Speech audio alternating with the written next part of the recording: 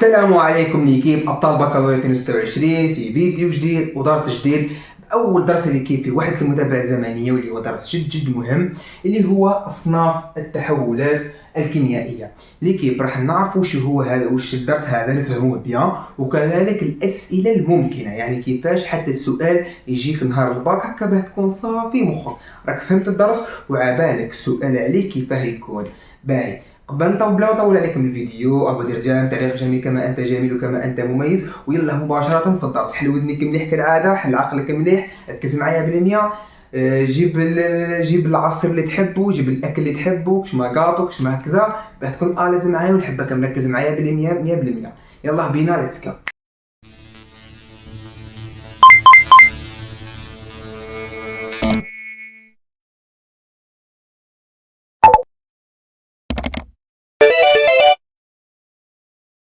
اول صنف من التحولات الكيميائيه ولا من التفاعلات الكيميائيه واللي هو التحول السريع ولا التفاعل سريع. يا اخي كيف حنا قلنا حنتابعوا زمنيا كما شفنا في المقدمه، راح تتابع زمنيا مجموعه من التفاعلات، تتابعها زمنيا وقيس لها السرعه اللي كذا وش يهمك هذا بعد تصنفهم، هذا سريع هذا بطيء هذا بطيء جدا. اول صنف هو التحول السريع. ليكيب هذا نوع ليكيب شفت غير تمس عندي المتفاعل كفاه متفاعل ومتفاعل بي حتى وحده، من بعد حاب نخلطهم مع بعضها بيعطونا نواتج. شفت غير يمسوا في بعضهم، غير نفوت نخلط فقط صاي ينتهي التفاعل. يعني نقدر نقول باللي هذا التفاعل هو لحظية، تفاعلات لحظية آنية. بوكش معناتها ليكيب في اللحظة اللي تمسوا فيها المتفاعلات صاي، مش لازم نحط هذا ونحط هذا ونخلط ونستنى، لا غير يقيسوا بعضهم صاي. يعني نقدر نقول باللي تستغرق أقل من ثانية، أقل من 1 سكوند. غير نحط المتفاعلين مع بعضهم في نفس البلاصة غير يمسوا بعضهم صاي. إذا كي نحب نعرف وانا تقول لي عرف التحول السريع ولا التفاعل السريع في الباك، هذا هو التعريف تاعك النموذجي. هو تحول كيميائي فوالا يبلغ نهايته مباشرة بعد تلامس المتفاعلين. غير يمسوا في بعضهم صاي يكمل التفاعل وظهرت لنا نواتج جديده. شفت الاول بي تحطهم مع بعضهم يودي انت بس ما غمضتش عينك صاي عطانا السي ودي عطانا نواتج جديده، فهمتوني؟ دوك نخرج لكم مثال يا جماعه باه تاخذوا تخيلوا معايا، ما نقريكمش فقط بالصبوره. اخرج لكم مثال كفيديو تجربه في الشاشه. لاحظ مليح غير هنا حاطين المتفاعل الاول غير نحط المتفاعل الثاني يسرى التفاعل. وزيد نوضح لكم حاجه اللي كيف معلومه حطها في بالك، كل تفاعلات المعايره في الزماني ولا راح تشوفوها سنا هي تفاعلات سريعه. يعني كي يقول لك هل تفاعل معاير تفاعل سريع ام بطيء، يقول له تفاعل سريع. علاش؟ شفتوا يا جماعه الصحاحه كي جماعه تشوفوا الزماني نقروها وحدها نعاودوا نقروها في الباك. شفت هذيك القطره اللي تهبط من الصحاحه تهبط خينا بيشر يدور لتحت ومن بعد تهبط قطره، غير تهبط القطره هذيك في البيشر يا اخي هذاك المتفاعل الف الان نعتبر المتفاعل الاول، وكاين المتفاعل الثاني سنه فيه لتحت. القطره هذيك تهبط المتفاعل الثاني غير مسكينه تمس تحط طف سيبو تفاعلوا مع بعضهم ما طلعوا نواتج في اللحظه هذيك. بعد اني قلت لكم اقل من واحد ثاني سريع جدا، حتى العين المجرده ما تقدرش تشوفوا. تقدر تتخيل معايا التفاعلات السريعه غير تمسوا ظهرت النواتج. العين المجرده لا يمكن ملاحظه هذا التفاعل. نعطيك مثال، هذا المثال يعني مشهور اخلاق في عامكم تاع الباك وراح تقراوها اصلا كدرس في الدرس الاول اللي هو شكون 2 اس 8 او 4 دو موان زائد 2 اي موان شهادة اليود تعطينا اس 4 8 دو موان زائد اي 2. هذا تفاعل شهير اخلاق ليكيب اكوز يعني محلول، كلمة اكوز معناتها محلول اكوز. هذا شهير خلاص تفاعل تاعو. هذا المثال على التفاعل السريع. ليكيب هذا كما قلنا نقولش المحظور العين المجرد. اما التحول البطيء واللي هو الصنف الثاني هي تفاعلات تستغرق يا ليكيب ولا تقدر تعرفها كتعريف نموذجي عن الباك. واش تقول له؟ هي تفاعلات ولا تحولات. هو تحول كيميائي ولا هو تفاعل ولا خلينا نقولوا تحول تتفاعل كيف هو تحول كيميائي. شوف معايا ركز معايا مليح. يستغرق دوك نشرحها بيان. يستغرق ثواني لاحظ ثواني، دقائق أو ساعات. ليكيب يا ليكيب راني قلت لكم شفت التحول السريع. لو كان مثال عندي تفاعل قاعد لي 4 ثواني صحيح راهو بطيء، تخيل معايا بطيء 4 ثواني، 1 2 3 4 وبخرجت لي النواه ولا بخرج لي لون جديد ولا عرفت بلي خرجت نواه جديده صاي هذا بطيء. عملك السريع وسريع خلاص، او اني قلت لكم لحظيه اني اقل من 1 ثانيه انت بس ما حسبتش صاي خرجت النواه غير. اني قلت لكم شوفوا ليكي لحظه تلامس، بعد مباشره بعد تلامس المتفاعلات مباشره. فغير تحت 3 ثواني 4 ثواني صار دخلنا في التحول البطيء. باهي درك ليكيب هذا يمكن متابعته بالعين المجردة. يمكن متابعته بالعين المجردة ليكيب، بالعين المجردة. يعني ليكيب لو كان تخمم فيها مليح احنا ليكيب قلنا باللي راح نقرأ في الوحدة الأولى واش تقرأ متابعة زمنية، تحكم تفاعل وتتابعه زمنيا بواسطة طرق. باهي بما أنه هذا سريع خلاص أقل من ثانية لحظي آني، فما نقدرش نتابعه. هذا لا يمكن متابعته. يعني اللي كيف تجي تخمم فيها مليح التفاعلات اللي تجيك في الباك هي تفاعلات بطيئة. راني قلت يمكن متابعته بالعين المجردة، يعني بمعنى آخر تقدر تستخدم طرق معينة كما المعايرة ولا قياس ناقلية إلى غير ذلك وتتابعه. إذا وحط لي في بالك مليح واش قلنا أنا في التحولات السريعة واش قلنا تفاعلات المعايرة. خلينا نكتب هنا تفاعلات المعايرة، مثال عليها تفاعلات المعايرة هي تفاعلات سريعة، قلنا تهبط القطرة تتفاعل مباشرة. هذا كمثال عليها. شوف باش نقول لك كل 90% الاغلب يعني يا جماعه، لانه علاش دائما نقول 90% لانه فيزيائيا نحب نقول لك حاجه غلطه. تفاعلات الأكسدة إرجاع كامل، تفاعلات الأكسدة إرجاع يا غالي، الأكسدة إرجاع كلها مش نقول لك كل 90% منها الأكسدة إرجاع هي تفاعلات بطيئة. قلت لك 90% منها. تفكروا ذلك علاش قلت لكم باللي في المتابعة الزمنية اللي تفرج الفيديو قبل قلت لكم باللي في الوحدة الأولى هذه راح تقراو 90% من التفاعلات راح تجيكم في التمارين وراح تلقاوها في الدروس عبارة عن أكسدة إرجاع. فهمتوني علاش؟ لأنه هي التي يمكن متابعتها زمنيا، هي عبارة عن تفاعلات بطيئة.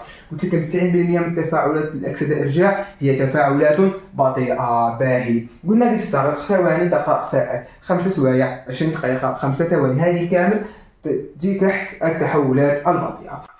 أروحوا نشوفوا ليكيب تجربة كمثال حول التحولات ولا التفاعلات البطيئة. عندنا حبيبة الزنك كما تشوفوا هذه الصلبة، وكذلك عندنا محلول كبريتات النحاس الثنائي باللون الأزرق كما تشوفوا. نحكم حبيبة الزنك اللي هي المتفاعل الأول ونحطوها مع المتفاعل الثاني اللي هو محلول كبريتات النحاس الثنائي، ونلاحظوا ليكيب واش راه يصرى. ليكيب لو كانت تشوفوا يا غالي العملية حتكون ببطء شديد. بعد عدة دقائق نلاحظ بلي ما كاينش، كاين تغير طفيف جدا في الوسط التفاعلي. ننتظروا مع بعضنا ونشوفوا التغيرات.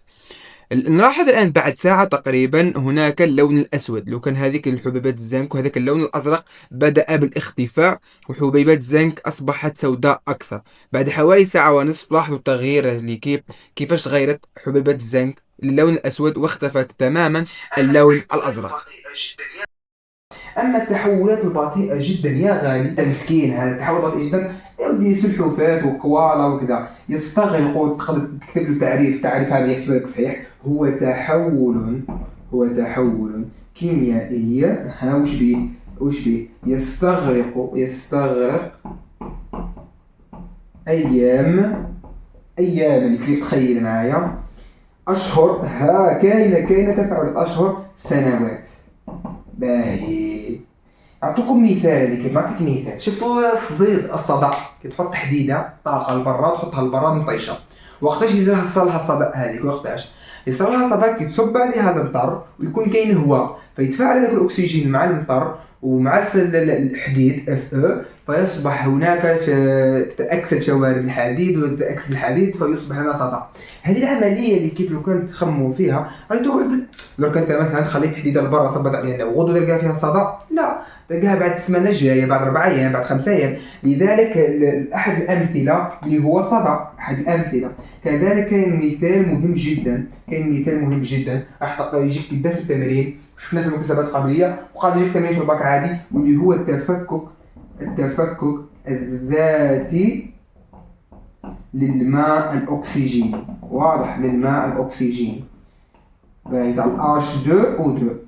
التفكك الذاتي تاعو يعطينا O2 زائد H2O. هذا التفكك الذاتي هو عبارة عن مثال للتحولات البطيئة جدا.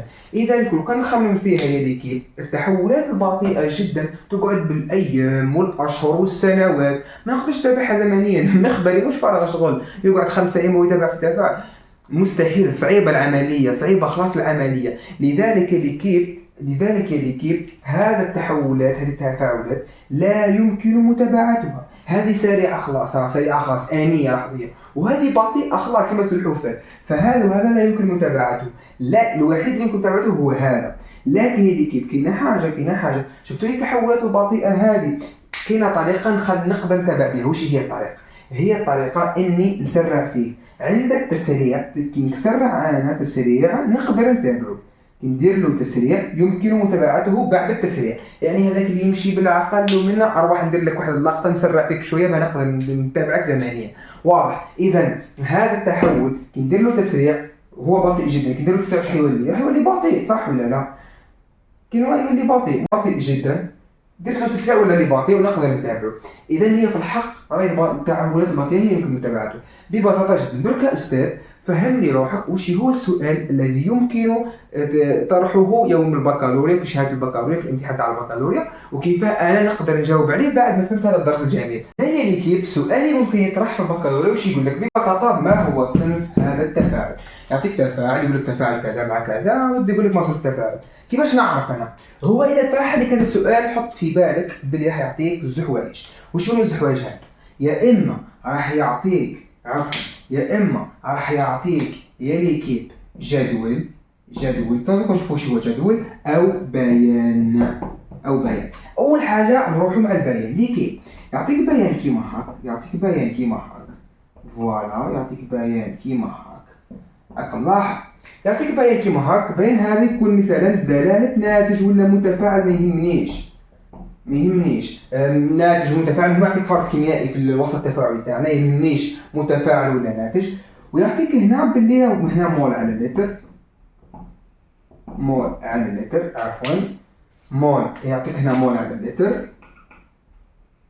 فوالا. ويعطيك هنا يا ليكيب هنا في المحور الفواصل الزمن.